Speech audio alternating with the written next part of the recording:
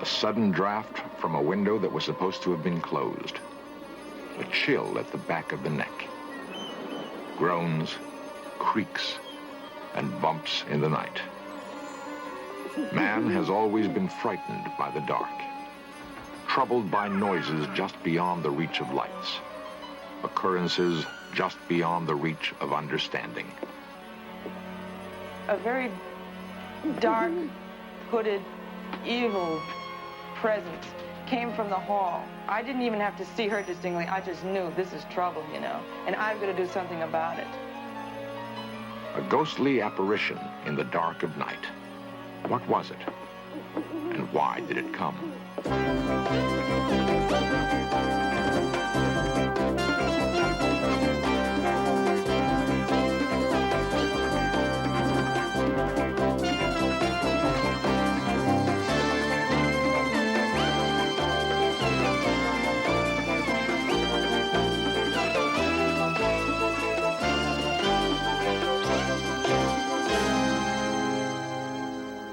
An astonishing event occurred on a still summer night in a Maine fishing village.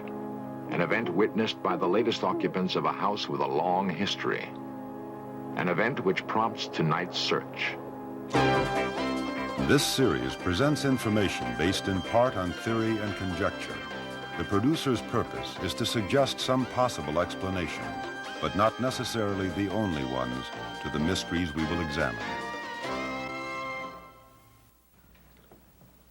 There are stories of ghosts and of hauntings to suit every taste, from the playful to the macabre.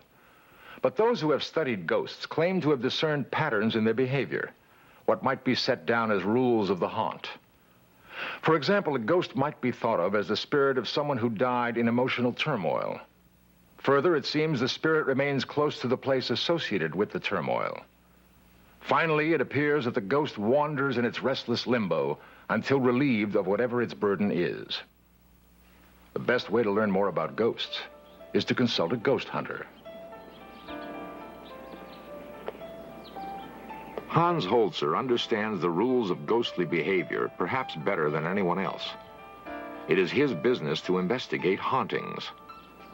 Holzer is a doctor of parapsychology and has written dozens of books on ghosts. Over the years, I've developed some pretty foolproof methods to explore the phenomena scientifically.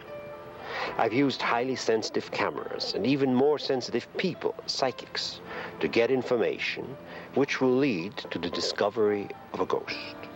But in all my years of ghost hunting, I have never been afraid. After all, a ghost is only a fellow human being in trouble. Holzer may not be frightened by ghosts, but most of the people who call on him for help are. Perhaps this is because it is all so strange, because people instinctively fear what they do not understand. Ghosts are the surviving emotional memories of people who've died tragically and cannot leave the spot of their passing. They keep reliving their final moments over and over again, like a phonograph needle stuck in the final groove. You see, ghosts are not aware that they're dead. Ichabod Crane and the Headless Horseman came to life in the home and the work of Washington Irving. Some who care for the author's retreat think Irving may still be around himself. Holzer was asked to find out. It looked the part of a haunted house, all right. But the more I looked for hard evidence of a ghost, the more doubtful I became. Holzer had to pin down what had actually occurred in the old house. Well, I thought it was rather unusual one day. Our former librarian was reading Irving's will in the basement, and all the interpreters were down there, and we suddenly heard a crash upstairs. We ran up. It sounded like someone had fallen down the steps. And when we got upstairs, there was an iron sitting in the middle of the laundry, fallen from the table. Ghosts have been known to do such things, but Holzer feels there must be a suitable motive. He talked to Joseph Butler, curator of the Irving Museum and Library. During your years here, have you ever heard of any legends alleging that ghosts or uncanny happenings abound here? Well, of course, Irving himself said that when he died, he was sure that he would return to haunt Sunnyside as a friendly ghost.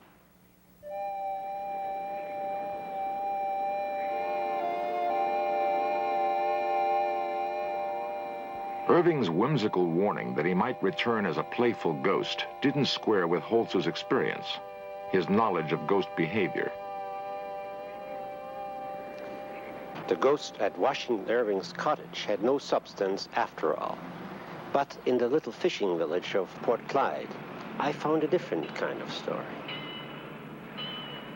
Port Clyde is a fishing village wedged in a rocky enclave of the Maine coast. Indians fished these waters long before the Europeans came. Then, for a time, the Yankee whalers held sway here. They were strong, practical men steeled for long voyages in search of whale. They were replaced in time by fleets of cod fishermen, the same practical Yankee breed. Now it's lobster that lures the men of Port Clyde, but little else has changed. Making a living from the sea still demands courage and skill, and there's little time for frivolous pursuits and wild imaginings. Carl Schwab has fished Port Clyde's waters for years, a spiritual descendant of the Yankee whalers.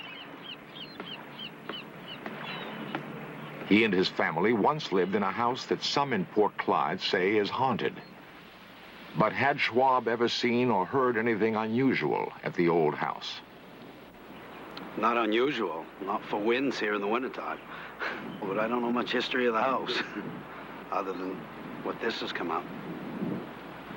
So you'd be perfectly happy to...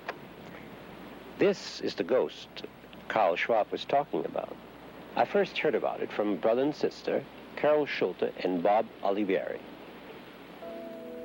Carol and Bob had spent lazy summers with their parents in the Port Clyde house Carl Schwab once lived in. It was a fine retreat for the young people. A wonderful old house full of nooks and crannies and creaking wood. It was weather-worn, but comfortable. There was a night in the summer of 1972, however, which was not comfortable at all. It was the night Bob Olivieri became aware of a presence in his bedroom. One night, I was awakened by a noise in the hallway, like a pacing of footsteps. I had no idea what it was. I got up, and the sound stopped. And as soon as I got back in bed, I heard the noise again, these footsteps. I got up again, I came to the same spot, and it stopped. And so then I checked my parents' room, and they were sound asleep. I thought maybe it was my 3-year-old nephew. I went down the hallway, and I checked in his room, and he was sound asleep in a crib, and my sister was sound asleep. So then I came back in bed again. And while I was in bed, I got in bed, I heard the footsteps again. And they were coming up the hall, and they stopped. It seemed like it was at the edge of the hallway. And a few minutes later, I could feel something on my sheets, like a pressing, like someone pressing down. And there was nothing near, but I could see the sheets being indented. And it kept on coming up my body till finally at the end, something pulled my hair. And I was just scared for the rest of the night. I couldn't get to sleep. Carol, what exactly happened to you in this house when you slept here one night? Okay, first of all, I was sleeping in this bedroom in here, which is generally my mother's and father's bedroom, but I just happened to be sleeping here that night. And I was in a deep sleep, and my girlfriend was sleeping in that room with her animals. Now, one of her animals, a Siamese cat, came in and woke me up, or tried to wake me up several times, and I finally did wake up. I lay there and I thought, well, it'll go away, you know, and then it just kept rubbing against, like, my face and everything. So I was like this, and I sat up to turn this light on. I said, this is the only way I'm going to get rid of this cat, by turning the light on. And I sat up to do that, and I never got the light turned on because I sat up. I realized that there was a light there, And the cat, who is still here, was also looking at, you know, this light, which was right at this window. At first, I saw a little figure. It was female, and she had her hands up to her mouth, as though she wasn't quite sure whether or not she wanted to do this. She was very shy, you know, going like this. And, of course, all this happened in a matter of split seconds. She got larger, and I realized that definitely it was a female figure with a white, the brightest white I'd ever seen, nightgown on, and very small shoulders, you know, slender. And I said, Marion? Marion?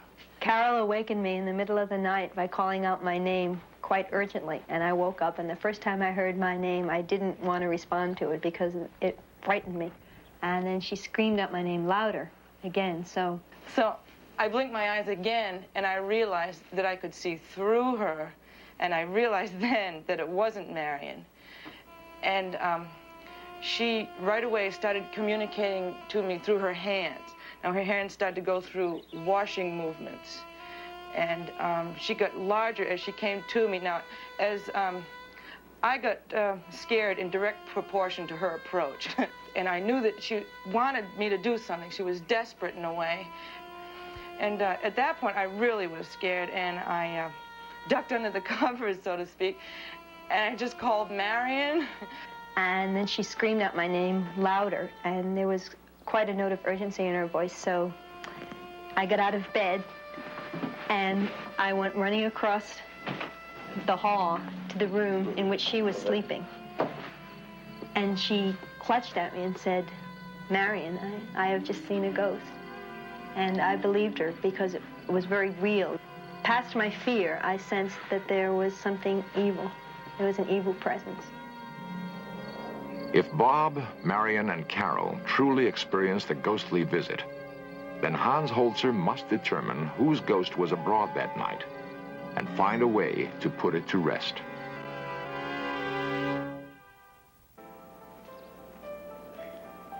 Hans Holzer is convinced there is merit to the eyewitness accounts of a haunting at Port Clyde.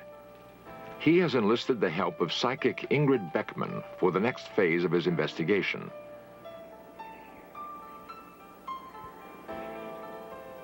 Ingrid works as a book designer for a New York publisher. She became aware of her psychic abilities, her special sensitivities to emanations 5 years ago, and has worked with Holzer on a number of similar investigations. She knows nothing about Port Clyde, the former occupants of the old house, or the circumstances of the haunting.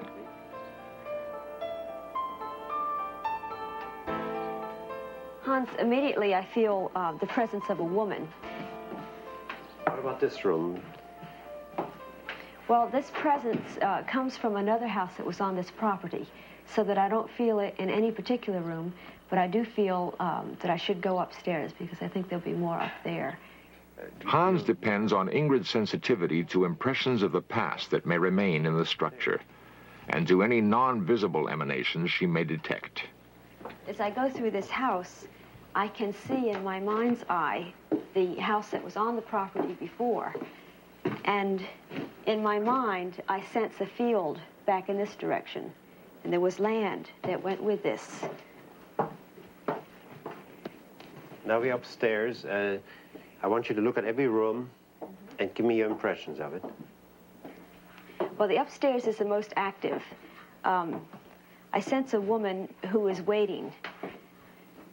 And I have an impression now of a storm that she is very upset about, a gale of some kind. It seems to be November.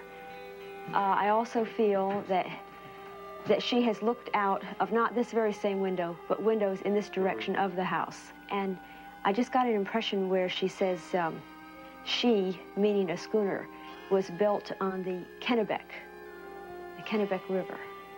It seems to be a, I think it's a double-masted schooner. And it seems to be her husband who's on this. Ship registries of the 19th century confirm that a whaler named Catherine sailed from these waters. Records of her crew, however, are lost. What does she look like? I see a tall woman who's rather thin and frail with dark hair. And it appears to be a white gown. Could be a nightgown I see her in. Looks like a nightgown to me, with a little embroidery on the front. Hand done. Let us see if she cares to make contact with us. We'll go back into that first room then.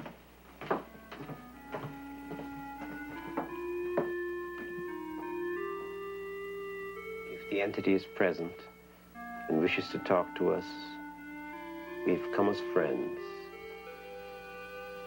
She's very unhappy here, Hans. She says her family hails from England. I get her name is Margaret. Margaret what? Something like H or something of that sort. I'm not getting the whole name. What period are we in now? This is, now she says 1843. She's very unhappy because she wanted to settle in Kennebunk. She does not like it here. She doesn't like the responsibilities of the house. How did she get here? Her husband liked it in this fishing village. She was very unhappy about his choice. Now, is she here? She calls Kennebunk the city. That to her is a center. Why is she still here? She's left with all this responsibility. Her husband went on a ship. Her husband had a commission. What kind of a commission? On a whaling ship. What was the name of the ship? St. Catherine or St. Catherine's. The ship didn't come back? No. Where did they get married? In what church? Lutheran. Does she remember the name of the minister? Thorpe. Thomas Thorpe. When they were married, was that in this town? No. What town was it in? Long way away. Some kind of a province of a place. And they came right here after that? Went into Saco. And then where did they move to? Clyde. Port Clyde. Now, she and her husband lived here alone? 2 children. What were their names? Philip. But he went to sea. And the other one? Francis. Did he go to sea too? No. What happened to him? I think Francis died. What did he die of? I get cholera. What? Cholera. And? He was 17. Ingrid has come up with some hard information about the ghost. The family name Hatton, the time they lived in Port Clyde, and a ship named Catherine.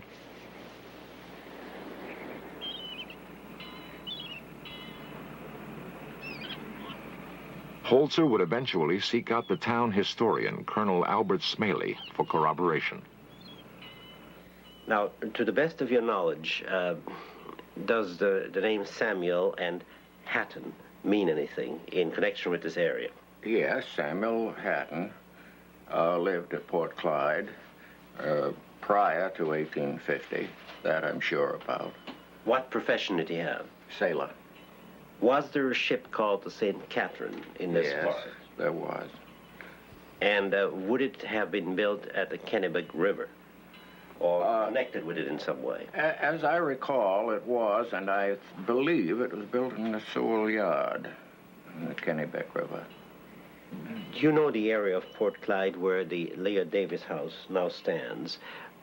Prior to this house, were there any houses in the immediate area? I've always been told that there was a house there. The Davis that owned it told me that he built on an old cellar. And how far back would that go? The new house was built around 1870. And there was one before that? And there was one before that. A sailor's wife, living alone for months at a time, in a town she didn't like, with the burden of her duties weighing heavily on her. Heavily enough, Holzer thinks, to have kept her long past her time. The problem is clear. Free her if he can. And she's alone now? Yes, she is. Is she aware of her passing? No, she's very concerned over the flocks. She says it's now come April, and it's time for shearing. Is she aware of the people in the house now? She wants to communicate. What does she want them to do for her? She wants for them to help her with the farm. She says it's too much. And the soil is all rocky, and she can't get labor from the town. She's having a terrible time. Can you see her? Yes, I do see her. Can she see you? Yes. Tell her that this is 1976 and that much time has passed. Does she understand this? She just keeps complaining she has no one to write letters to. Does she understand that her husband has passed on, that she herself is a spirit? She's free to go. Does she understand? Said to Kennybunk? Any place she wishes, to the city, or better to join her husband on the other side of life. She said, oh, what I would do for a townhouse. Ask her to call out to her husband to take her away. He's waiting for her. She's wanting to turn on the lights. She's talking about the oil lamps. She wants them all lit. Tell her the people here will take good care of the house, of the lamps, and of the land. And she's saying no tallow for the kitchen. Not to worry. And the root cellar is empty. Does she see him? Yes. Are they going off together?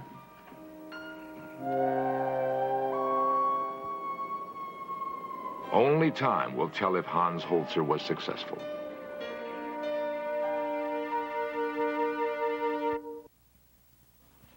We've learned some things from Hans Holzer's ghost hunt at Port Clyde.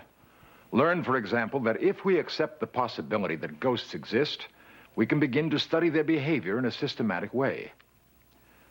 The study of ghosts is more than just a fascinating mental exercise, however.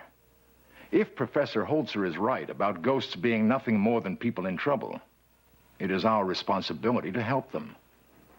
It would be nice to think that help would be available to us if our lives went awry, if our spirits were to move restlessly in the night.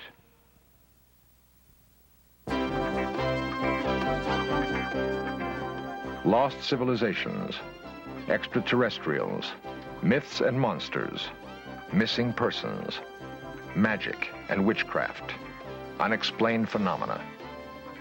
In Search of Cameras are traveling the world, seeking out these great mysteries. This program was the result of the work of scientists, researchers, and a group of highly skilled technicians.